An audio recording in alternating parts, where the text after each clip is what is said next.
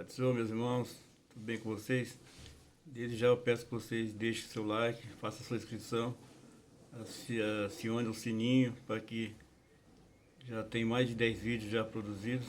Hoje eu estou de manhã aqui no meu comércio, de manhã um pouco parado, então eu aproveito para gravar algumas coisas agora.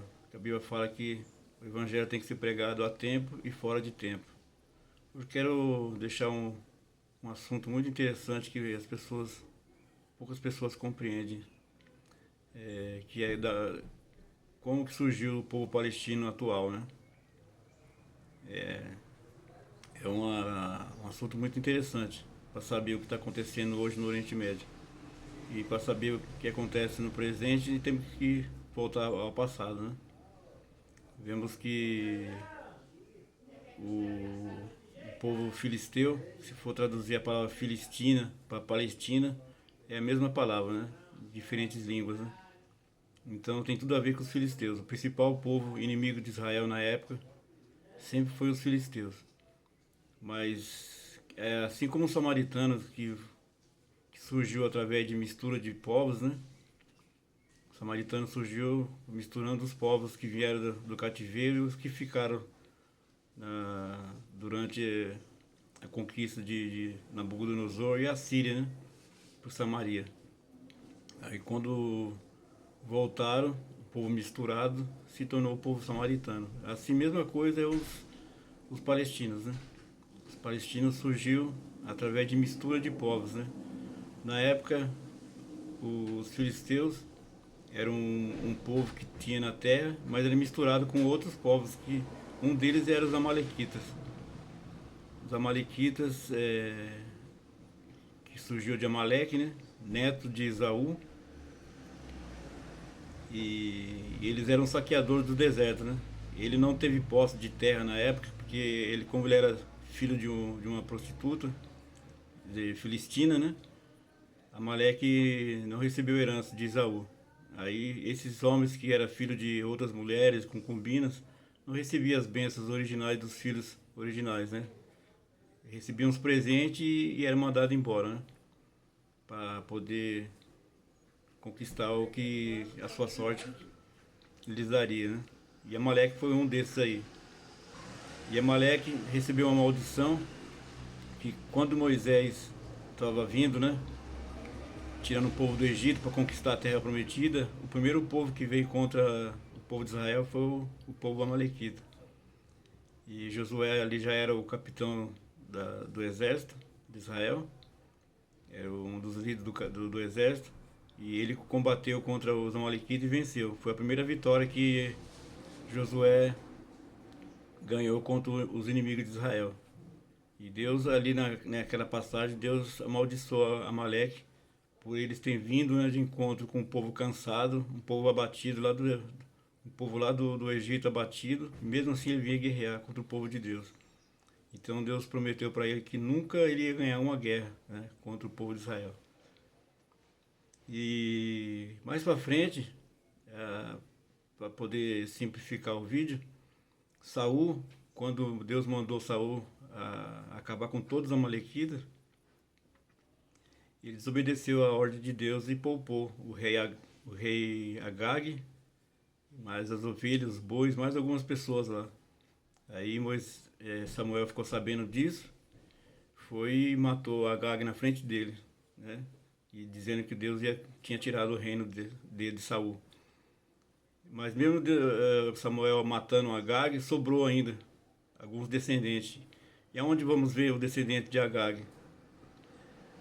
Lá na Pérsia, depois de muitos anos, lá na Pérsia, o Ramã, que era inimigo do povo de Deus, que tentou acabar com o povo de Deus lá, que eles tinham um ódio eterno de Israel. Sempre teve um ódio eterno de Israel, o povo amalequita. E por Saul ter deixado fugir alguns e poupado alguns, lá na Pérsia surgiu Ramã, que era descendente de Agag. Que Ramã é colocado lá como o Agagita. Os irmãos for ler lá em Êxodo, ou ver lá na Rainha Esté, vão ver que o Ramã era descendente de Agag, um amalequita.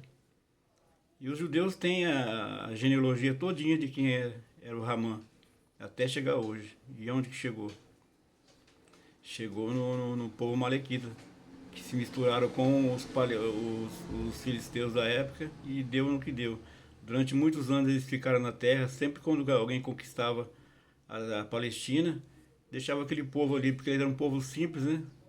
Mas não era, era que Deus já tinha deixado ali, porque a palavra de Deus fala que Deus sempre deixa em volta de Israel um povo para poder repreender Israel na hora que ele sai fora da presença de Deus.